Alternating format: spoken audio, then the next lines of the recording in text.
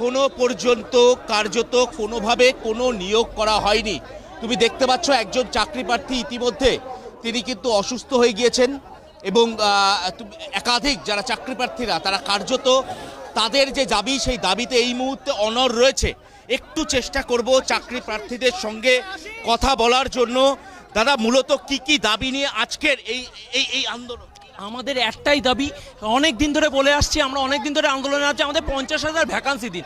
আমাদের 50,000 ভ্যাকান্সি দিয়ে আমাদের নিয়োগ করুন, ভোটের আগে নোটিফিকেশনটা অন্তত দিন। মমতা ব্যানার্জি আমাদের মা তুললো, তাহলে মমতা ব্যানার্জি কেন দিচ্ছে না? আমরা তো শেখ শাহজাহান নই, আমরা তো বঞ্চিত টেট পাস। কুণাল বাবু বলেছে উত্তর কলকাতার শেখ শাহজাহান লুকিয়ে আছে। আমরা তো শেখ শাহজাহান নই দাদা, আমরা তো বঞ্চিত টেট পাস। কেন আমাদের নোটিফিকেশনটা দেবে না?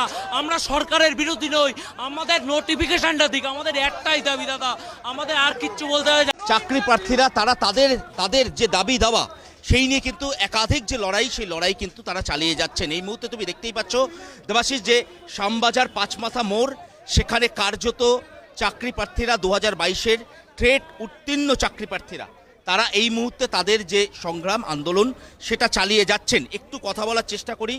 দাদা, আমরা দেখলাম যে মাথা চুল কামিয়ে আপনারা প্রতিবাদ জানালেন, এটা কতটা বেদনার পর এই সাধারণত আমাদের বাবা মা মারা গেলে আমরা এটা করে থাকি, তবে আমাদের 22 স্টেটের সাথে সরকার দীর্ঘ 6-7 বছর ধরে আমাদেরকে বঞ্চনা করে রেখে দিয়েছেন। প্রতি বছর পুলিশে নিয়োগ করছেন, কিন্তু আমাদের টেটে নিয়োগ হচ্ছে না। অনেক 1.5 লাখ শূন্যপদ পড়ে রয়েছেন। মাননীয় মুখ্যমন্ত্রীর কাছে করজোরে অনুরোধ করছি, আমার বাবার ঘাড়ে টিউমার, বাড়িতে কাজ করতে পারেন না। আমি আজকে আন্দোলনে এসেছি যাতে সবাই 22 স্টেট পার্টকে আইনে জটিলতা নেই, অবিলম্বে 50,000 শূন্যপদে আমাদেরকে নোটিশ দিন। মাননীয় শিক্ষামন্ত্রীর কাছে, মাননীয় মুখ্যমন্ত্রীর কাছে শুধু আমাদেরকে নোটিশ দিন, এই প্রার্থনা জানাচ্ছি। এই মুহূর্তে একাধিক দাবি, একাধিক প্রার্থনা তারা করছেন এবং একটু জানার চেষ্টা করবো আইনি জটিলতা কি কোনো কিছু রয়েছে যার জন্য আপনাদের? আমাদের কোনো আইনি জটিলতা নেই, 6 বছর ধরে আমরা বঞ্চিত। আমরা শুধু চাই একটা ইন্টারভিউ নোটিশ, কবে আর পাবো?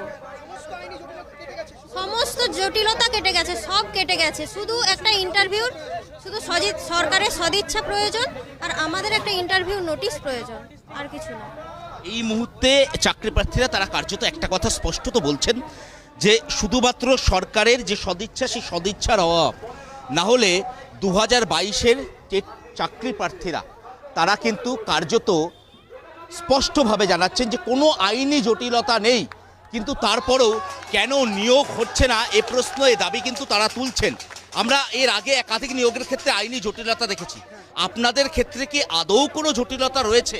না, আইনি জটিলতা আর কিছু এই মুহূর্তে নেই। সুপ্রিম কোর্ট থেকে অলরেডি যে জটিলতার কথা ছিল সেটা পুরোপুরি মিটে গিয়েছে।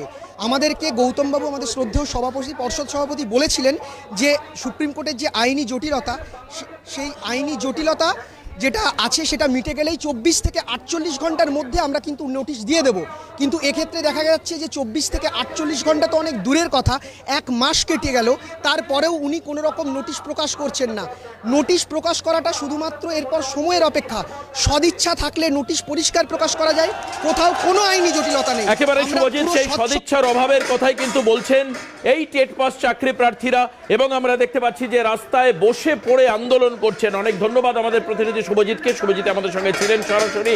শ্যামবাজার এলাকার ছবি আমরা দেখতে পাচ্ছি, যেখানে রাস্তায় বসে মাথার চুল কামিয়ে আরো আরেকবার, যে ছবিটা আমরা 1000 দিন পূর্তিতে দেখেছিলাম এসএলএসটির ক্ষেত্রে, সেই ছবি কিন্তু দেখতে পাচ্ছি। শুধুমাত্র 2022 নয়, 2022 প্রাইমারি টেট চাকরি প্রার্থীরা রয়েছেন, সঙ্গে আরো পুরনো যে সমস্ত টেট চাকরি প্রার্থীরা রয়েছেন তারাও কিন্তু একই রকম ভাবে মাথা কামিয়ে প্রতিবাদ জানিয়েছেন।